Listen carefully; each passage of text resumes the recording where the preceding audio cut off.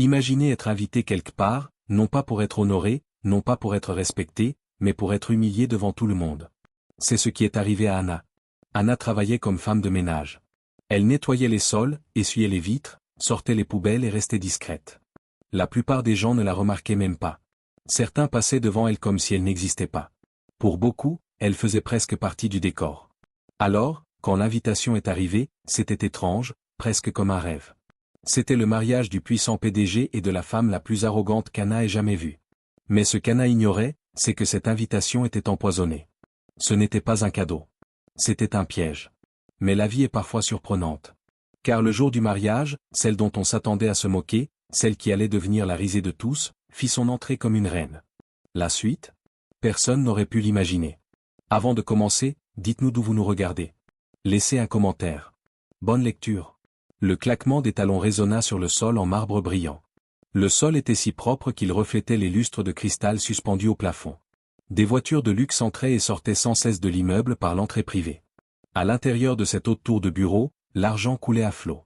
Les gens n'étaient pas seulement riches, ils l'affichaient fièrement. Les employés s'activaient, parlant au téléphone, portant des sacs en cuir, discutant de grosses affaires. Tous semblaient à leur place, sauf Anna. Elle portait de vieux gants de ménage et poussait lentement son chariot. La tête toujours baissée, mais le dos bien droit. Elle avait 42 ans. Ses mains portaient les marques de toute une vie faite de travail, de souffrance, de sacrifice et de force. Elle connaissait chaque recoin de cet immeuble, chaque tâche, chaque fenêtre, chaque coin tranquille. Et, chose étrange, elle connaissait aussi beaucoup de secrets. On aime parler quand on pense être seul. Et Anna se répétait sans cesse, quand on ne vous remarque pas, on entend tout. Mais il y avait une personne qui veillait toujours à ce qu'Anna se souvienne de sa place. Clara. Clara était la femme du PDG. Jeune, belle, riche et très désagréable, elle se comportait comme si l'immeuble et ses occupants lui appartenaient. Ses talons étaient toujours de marque. Son maquillage toujours impeccable. Son sourire était glacial. Un jour, elle regarda Anna et lui dit, « Fais attention où tu nettoies. Ce sol coûte plus cher que ta vie entière. » Anna ravala l'insulte. Elle avait besoin de son travail. Les factures se moquent de l'orgueil. La vie ne s'arrête pas parce qu'on vous manque de respect. Mais aujourd'hui, c'était différent. Le regard de Clara était plus perçant, plus froid, plus cruel. Anna remarqua Clara qui s'approchait d'elle avec quelques amis. Elles étaient toutes pareilles, fières, bruyantes et hautaines. Clara tenait une petite boîte couleur crème et marchait d'un pas ostentatoire. Anna s'écarta discrètement, comme toujours. Elle ne voulait pas d'ennui, mais elle ignorait que ce qui allait se produire allait tout changer. Clara croisa les bras et afficha ce sourire forcé. Le genre de sourire qui semblait amical, mais qui cachait une menace. Ses amis se retinrent de rire. Anna serra plus fort le chiffon dans sa main. Chaque fois que Clara s'approchait, ce n'était jamais bon signe. « Je ne t'ai pas beaucoup vu ces derniers temps, Anna. Tu te caches de moi ?» Clara tapota l'enveloppe élégante qu'elle tenait. « Eh bien, j'ai quelque chose pour toi. Une petite surprise. » Elle sortit l'enveloppe. Elle était épaisse, couleur crème, scellée d'or. Le genre d'invitation que les pauvres ne reçoivent jamais. Anna la fixa du regard. Un pressentiment l'avertit. Ce n'était pas de la gentillesse. Clara sourit comme un chat jouant avec un oisillon. « Kia. C'est une invitation. Victor et moi nous marions samedi au Grand Magnolia Estate. Et devine quoi? Tu es invité. » Ses amis gloussèrent. L'une d'elles faillit s'étouffer de rire. « Tout le monde n'est pas invité à ce genre d'événement, » ajouta Clara fièrement. Un instant, Anna resta figée. Une invitation à leur mariage? Elle regarda de nouveau l'enveloppe, puis Clara, et c'est alors qu'elle comprit. Ce n'était pas un cadeau. C'était un plan. Un plan machiavélique. Clara sourit encore plus largement. « Mais ce que tu veux? Et c'est juste de ne pas venir en uniforme. On ne voudrait pas que le personnel te prenne pour l'une des leurs. » Ses amis éclatèrent de rire. « Ou peut-être qu'elle pourra aider à nettoyer après la fête, » dit l'une d'elles, et elles rirent de nouveau.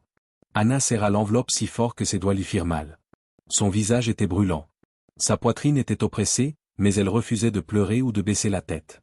D'une voix calme, elle prononça seulement 2 mots, « Merci ». Clara fut stupéfaite un instant.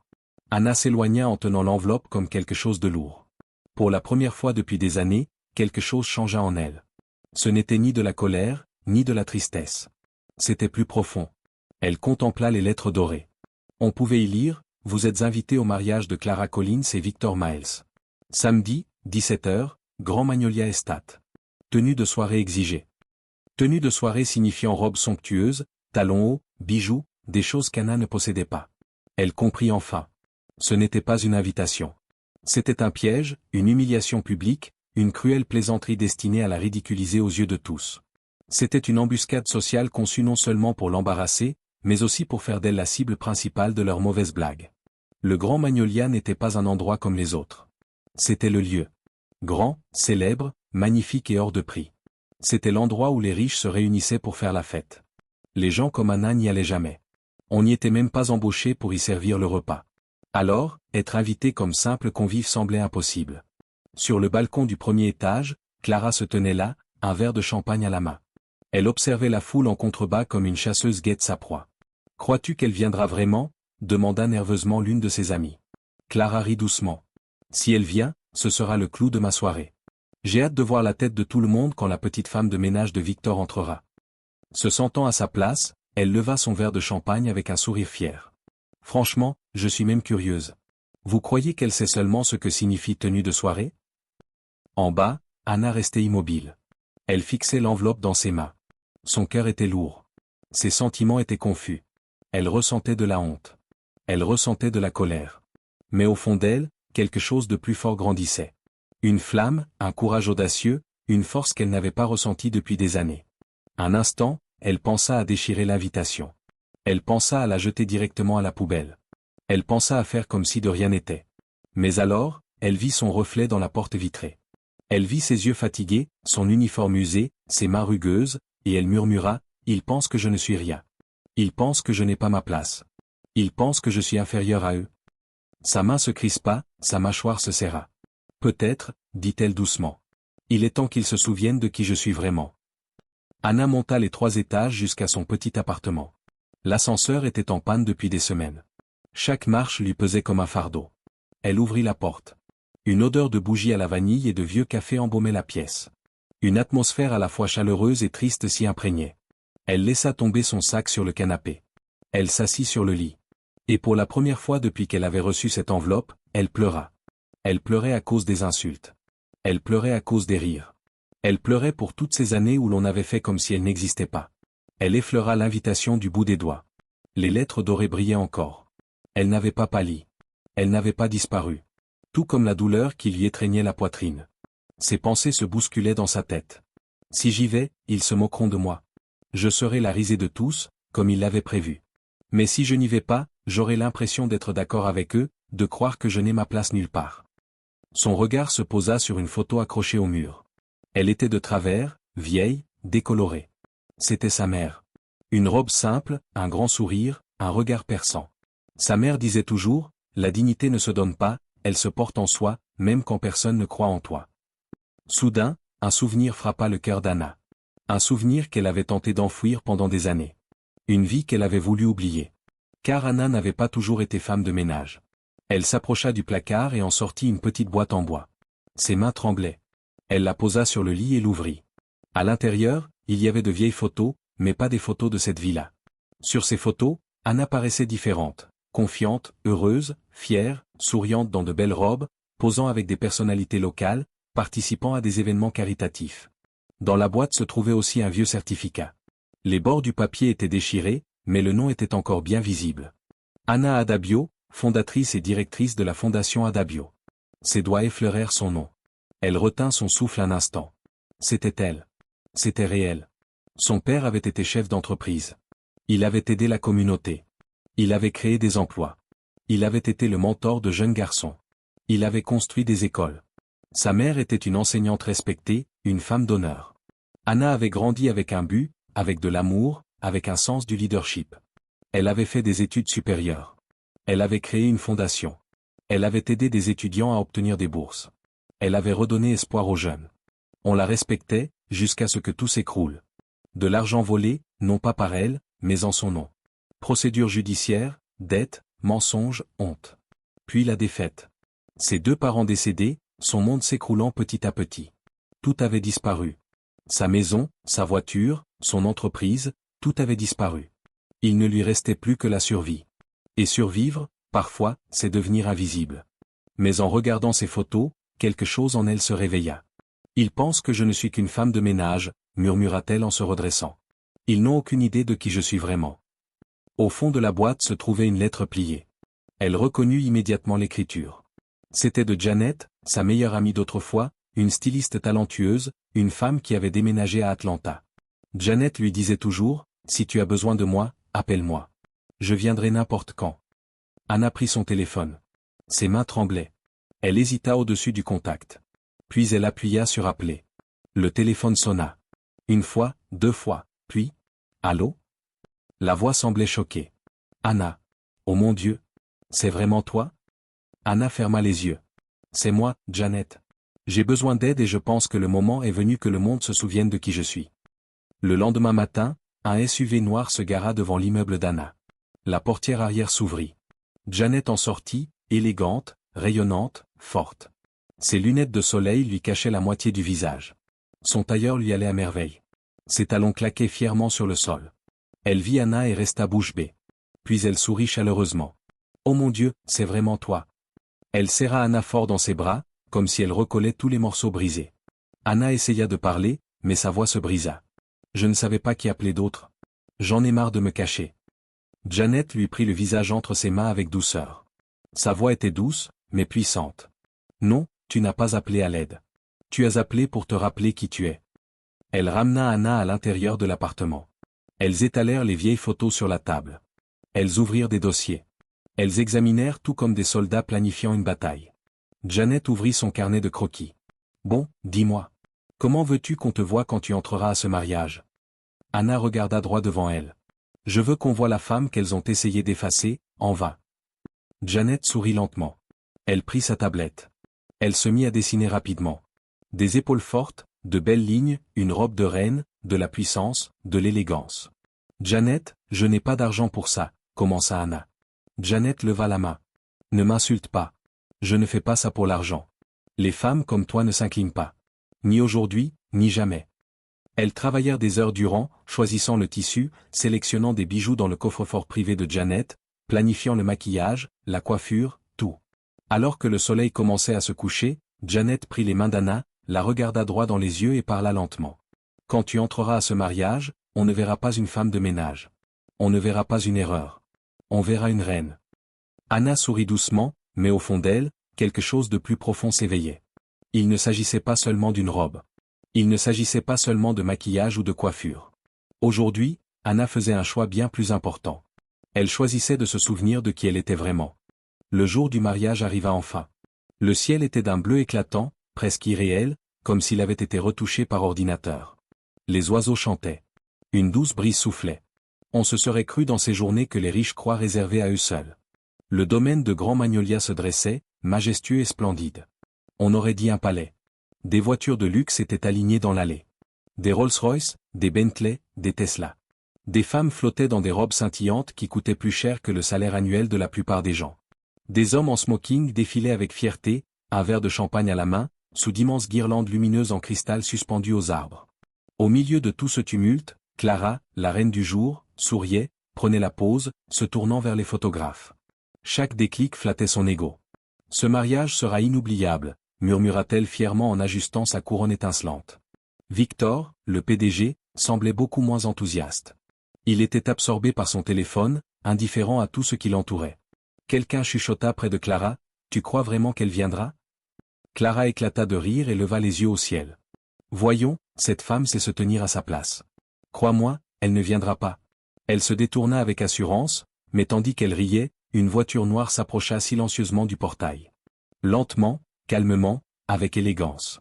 La voiture s'arrêta. La portière arrière s'ouvrit. D'abord apparurent ses chaussures, des talons de 15 centimètres, noires, simples, élégantes, affirmées. Puis sa robe, une longue robe de soie, d'un noir profond rehaussé de touches dorées qui captaient la lumière. Le tissu ondulait comme de l'eau lorsqu'elle en sortit. La robe lui allait à merveille, sublimant ses formes avec délicatesse, sans ostentation, juste ce qu'il faut de puissance.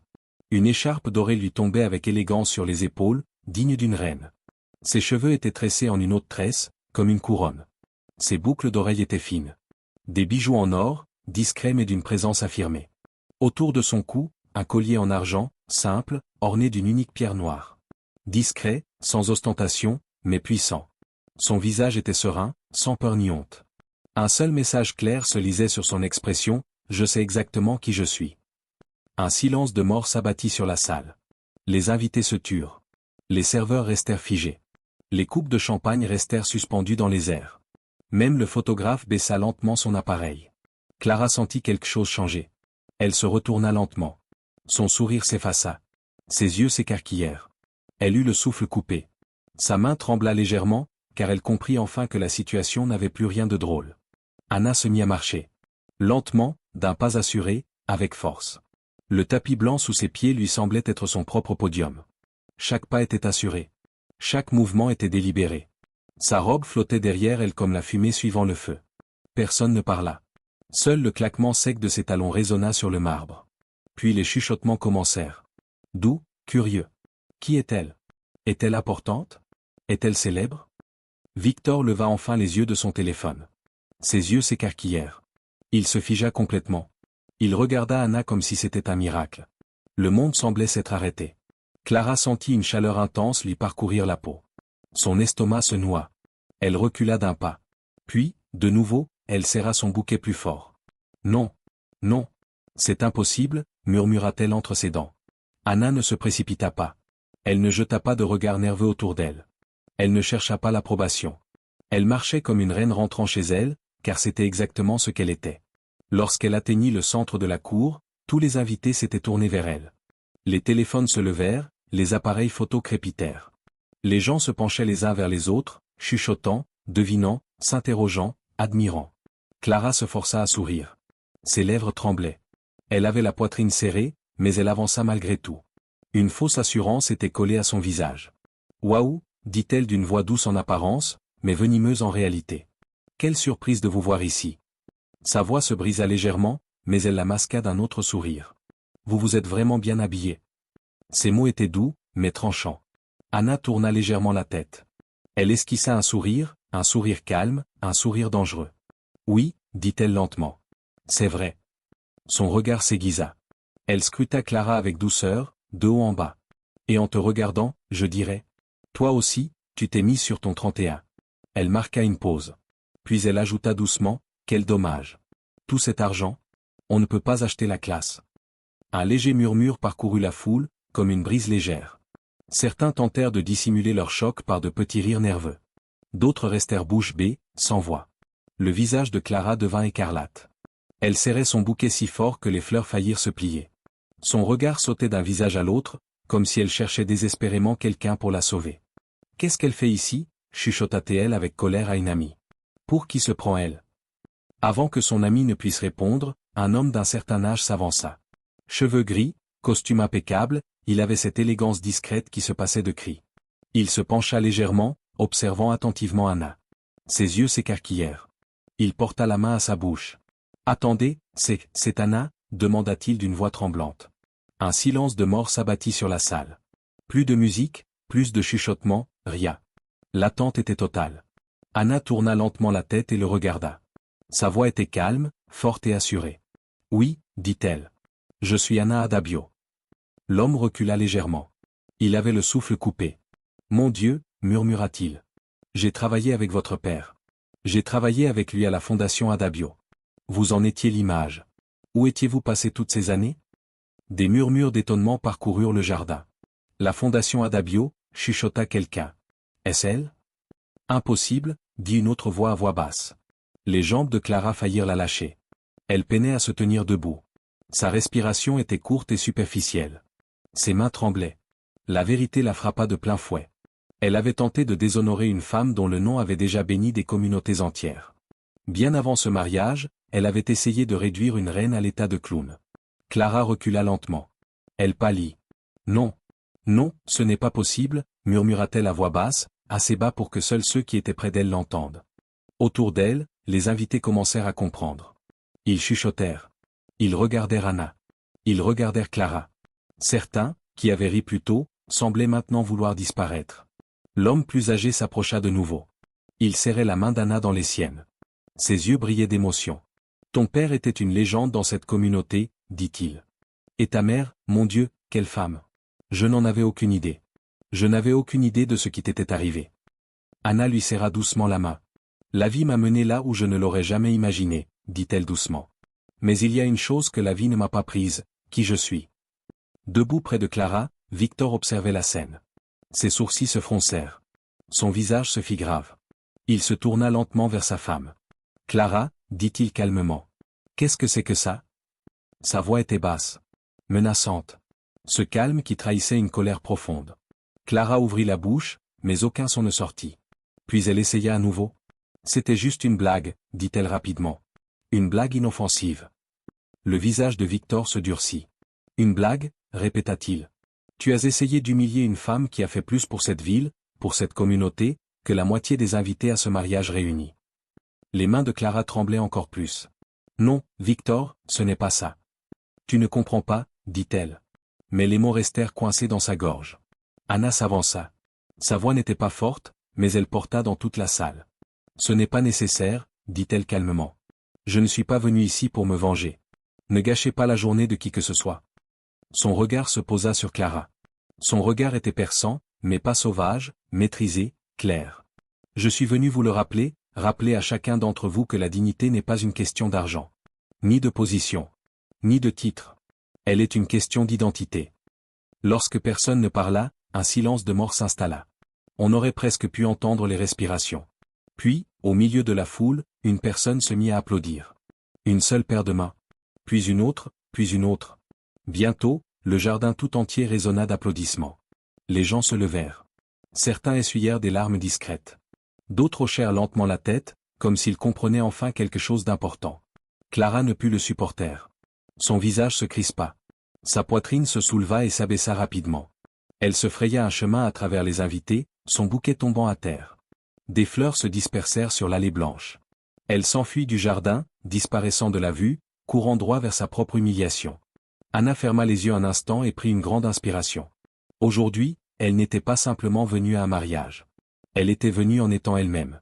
Tandis que les applaudissements continuaient, Anna recula légèrement, observant discrètement. Autour d'elle, les mêmes visages qui l'ignoraient auparavant la regardaient maintenant avec un regard nouveau, respect, honneur, reconnaissance. Victor restait là, son téléphone à la main, oublié. Il fixait toujours Anna comme s'il la voyait pour la première fois. « Anna » dit-il lentement. Je n'en avais aucune idée. Sa voix était plus faible, moins fière, plus humaine. Si j'avais su. Anna leva doucement la main pour l'arrêter. Inutile, dit-elle. Son ton n'était pas dur. Il était à la fois ferme et bienveillant. Je ne suis pas venu chercher des explications. Je ne suis pas venu pour rabaisser qui que ce soit. Elle balaya la foule du regard. Ses yeux passèrent d'un visage à l'autre. Je suis venu pour moi, dit-elle. Et peut-être pour rappeler à certains d'entre vous que les gens que vous ignorez, ceux que vous traitez comme s'ils étaient invisibles, portent des histoires que vous ne pouvez même pas imaginer. Victor déglutit et baissa légèrement la tête. Il savait qu'il y avait du vrai dans ses paroles, une vérité pesante. Il s'éclaircit la gorge. Tout autour d'eux, les invités s'agitaient. Certains baissaient les yeux, d'autres se tournèrent vers les travailleurs qui les entouraient. Ils regardèrent le personnel de restauration. Ils regardèrent les agents d'entretien. Ils regardèrent les agents de sécurité, des gens qu'ils avaient croisés sans même un regard. Comme Anna, un changement commença à se manifester peu à peu sur leur visage. Le respect remplaça l'orgueil. Puis, quelques invités s'avancèrent. Certains étaient des visages familiers du passé d'Anna, des gens qu'il avait connus à l'époque où la fondation était active. D'autres étaient des inconnus, mais des inconnus au cœur ouvert. Si jamais vous relancez la fondation Adabio, dit un homme d'affaires, comptez sur moi. Je veux vous soutenir. Moi aussi, ajouta rapidement une femme. L'œuvre de votre famille a changé des vies. Nous ne laisserons pas cela disparaître. Anna sourit doucement. Ses yeux brillaient de larmes retenues. Peut-être que le moment est venu, murmura-t-elle.